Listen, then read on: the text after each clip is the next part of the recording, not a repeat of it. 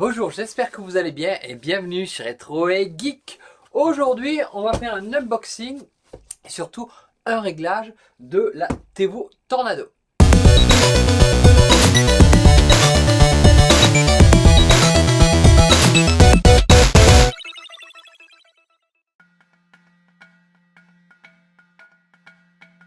Première chose à faire, assembler le cadre horizontal avec le cadre vertical. On assemble les T de renfort et le T avec le capteur de end-stop sur les côtés pour renforcer la structure. On ne se trompe pas de côté, on met celui-là du côté où il y a le moteur. Pour assembler ces supports-là, il faut faire attention à mettre ces petits bloqueurs en fait dans le bon sens.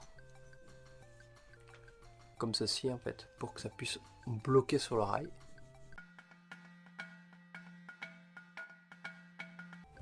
À l'étape numéro 4, il demande de connecter toute l'électricité.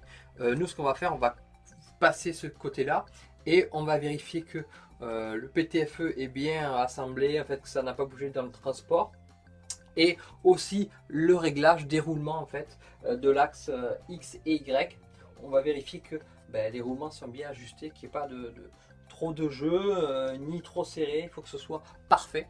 Donc, on va faire un petit réglage de tout ça. On va régler cet axe-là. Donc en fait, les roulements ici en fait doivent tourner en fait sans forcer, sans trop forcer. Celui-là là, ça va au milieu.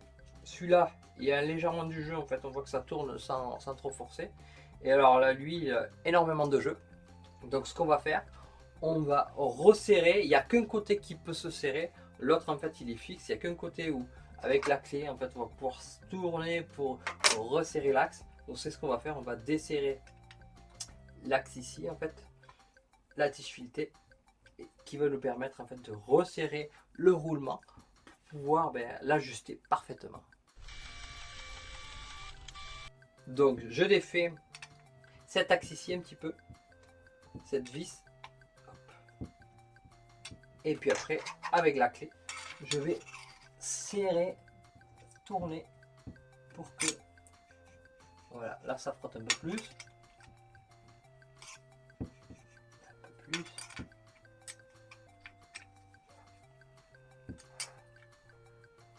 Là ça frotte, mais voilà un peu.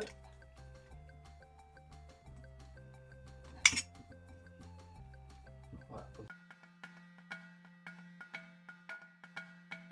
Une fois que j'ai réglé en fait ce plateau, donc tu vois que quand je fais tourner une roue, un roulement, et bien voilà, ça glisse linéairement, ça frotte pas trop. Et donc c'est parfait, ça veut dire que notre plateau va avancer proprement en fait sur le rail. Il nous reste le plateau à assembler et puis après on s'occupera de la partie électronique. Je vais décoller la première impression qu'ils ont faite pour tester l'imprimante. Ça se décolle directement. Le plateau a l'air d'être vraiment de bonne qualité. Top. Voilà, petit logo sympathique. On vérifie en même temps la tension des courroies, voir qu'elles soient tendues, mais qu'il n'y ait pas non plus, voilà, que ce soit pas ni trop tendu ni pas assez. Voilà, ici c'est parfait. Les roulements aussi, on vérifie sur l'axe Z. On regarde que les roulements ont l'air de bien suivre l'axe, en fait, le rail, pour être droit.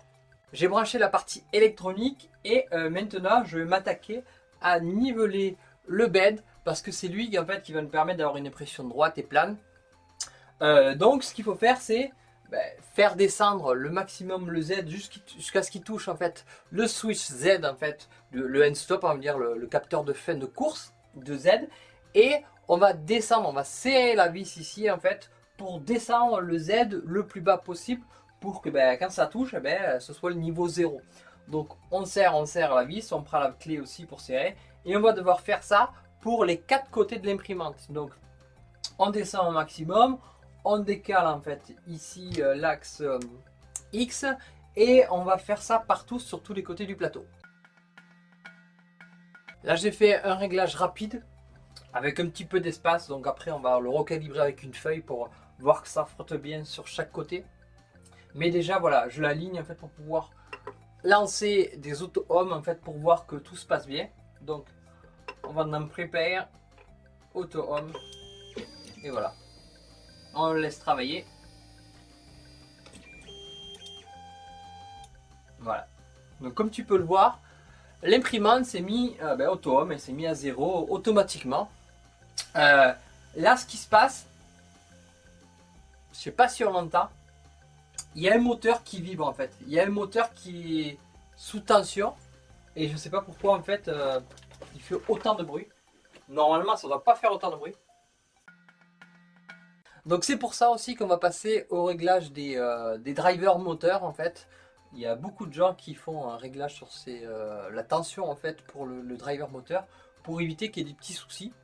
Donc ce qu'on va faire, on va passer au réglage des drivers des moteurs.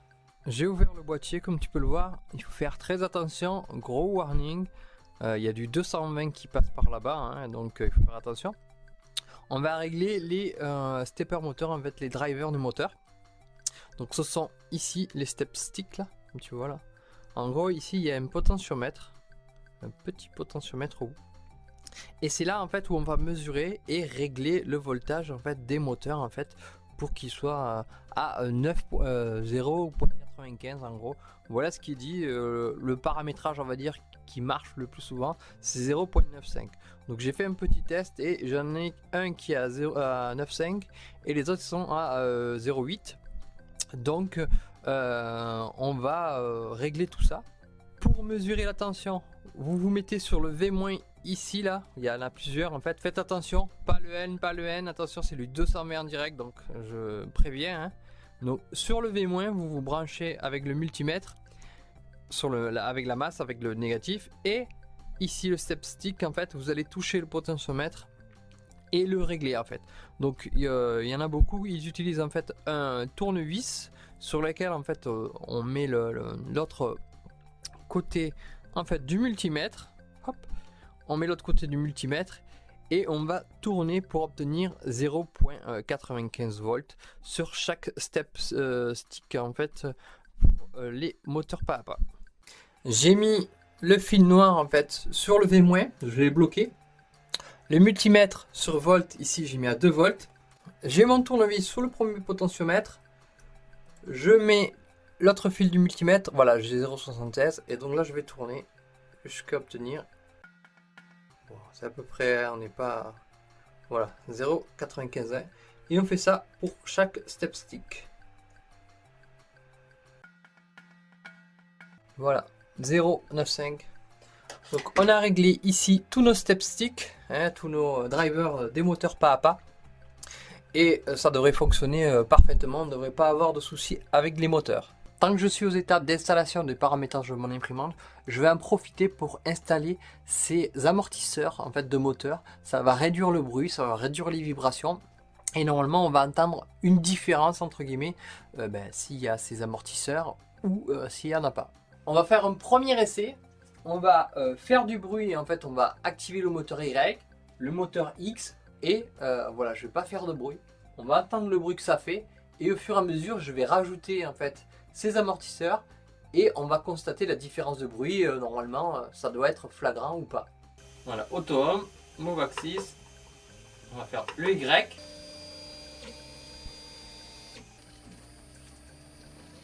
Attention, les amortisseurs ont un sens. Il y a un anneau qui est plus petit que l'autre en fait. Il y a un anneau métallique à l'intérieur entre guillemets, il y a un côté qui est plus petit. Ce côté plus petit, il va sur le moteur parce que le moteur en fait il dépasse, hein. Il y a une partie en métal qui dépasse et donc ça se cale à l'intérieur parfaitement. Donc voilà, c'est juste ça à savoir avant qu'on teste le bruit sur l'axe X maintenant.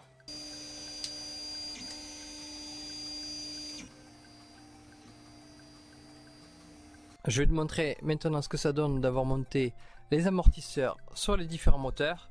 Comme tu peux le voir ici, hop, voilà, ici il y a l'amortisseur. Donc ici ça se défait, hein. Donc on va passer de 4 à 2 vis en fait. Il faut défaire ça, défaire la poulie et monter l'amortisseur ici. Pour le Y, on défait l'engrenage pour la poulie, on défait le moteur, on fixe l'amortisseur et c'est parti. Pour le Z, alors là ça a posé beaucoup plus problème car c'est fixé que sur en gros 2 vis, 2 points. Et les amortisseurs ici, nous qu'on a, ils sont sur deux angles opposés. Donc, ça veut dire par exemple ici et ici. Donc ça va demander des adaptations et des impressions sûrement pour pouvoir faire une pièce qui permet de pouvoir régler tout ça. Donc ça pour le moment je vais passer outre, je le ferai plus tard. Pour le réglage de l'imprimante, en suivant le manuel, en installant en fait Repetier Host et en utilisant vraiment tout ce qui est écrit en fait, la config elle est déjà sur la carte SD. C'est vraiment facile en fait de faire une première impression. J'ai fait une petite impression vite fait en fait, c'est moi qui avais fabriqué ça de calibration en fait pour des angles et tout ça sur mon ancienne imprimante en fait, une Prusa i3. Et ben voilà, ça l'a fait nickel, aucun souci. Il y a le brim, il y a un skirt autour, enfin bon voilà, ça imprime directement. Là pour la première impression, je vais imprimer une seule pièce, une pièce qui va correspondre à la roue pour pouvoir régler le bed facilement. Donc je l'ai mis en fait sur Repetier Host, l'objet, on trouve sur Thingiver, de toute façon je vais te donner tout. Et on tranche en fait l'objet avec les réglages d'impression en fait Tornado en fait que j'ai pris vraiment ce qui donnait en loading en fait. Il faut sauvegarder. On lance le slicer. Voilà, le slicer me dit 31 minutes pour pouvoir le terminer. Bon, ça va prendre un peu de temps mais c'est pas grave. Et donc là, je vais lancer impression, je vais lancer le préchauffage. Donc là, imprimer. Voilà, maintenant l'imprimante va automatiquement imprimer cette pièce là. Voilà, j'ai rien à faire, juste regarder que ça fonctionne correctement. J'en ai terminé avec la configuration et le paramétrage de l'imprimante.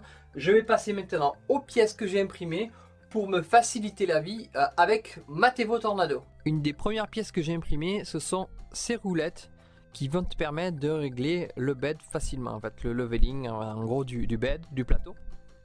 Donc ça c'est vraiment pratique parce que cette vis là elle n'est pas pratique à régler, à monter et à descendre.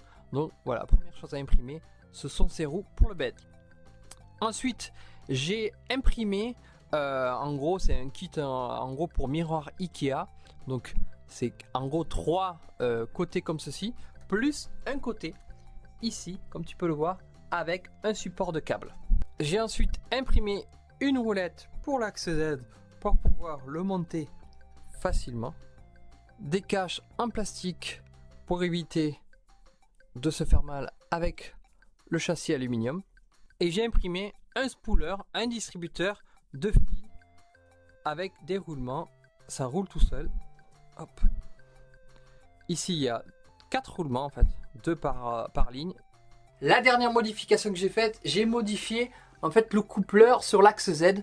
On a ces coupleurs on va dire souples, je l'ai remplacé par un coupleur rigide. Apparemment certaines personnes ont des problèmes sur l'axe Z, à une certaine hauteur il y a d'impression, il y a des soucis. Certaines personnes aussi enlèvent le roulement qui est en haut parce que ça leur crée des problèmes. Pour le moment moi je l'ai laissé, j'ai juste changé le coupleur. Avec celui-là ça a fonctionné mais j'avais des pièces basses, on va dire plates, on va dire pas très épaisses, peut-être ça d'épaisseur, grand max. Donc j'ai pas eu de soucis, mais apparemment voilà, c'est pas mal de passer par un coupleur rigide. Cette vidéo est maintenant terminée. Matevo Tornado va passer maintenant dans son caisson. Caisson qui va t'isoler du bruit, de l'odeur et surtout en fait de la nocivité en fait des plastiques que tu peux utiliser. Apparemment le PLA, voilà, il devrait pas y avoir trop de soucis en fait au niveau de la respiration, au niveau du corps en fait, il n'y a pas trop de problème. Par contre l'ABS, c'est toxique. Par la suite, on améliorera ce caisson pour évacuer les odeurs dehors ou pouvoir rajouter des filtres pour filtrer tout ça, pour essayer d'avoir quelque chose voilà, le moins nocif possible. Je t'invite à t'abonner à la chaîne si ce n'est pas fait, à liker et à partager la vidéo si tu penses que ça peut servir à quelqu'un. Tu retrouves tout le contenu de la vidéo sur retrogeek.com et moi, je te dis à bientôt pour une nouvelle vidéo. Ciao!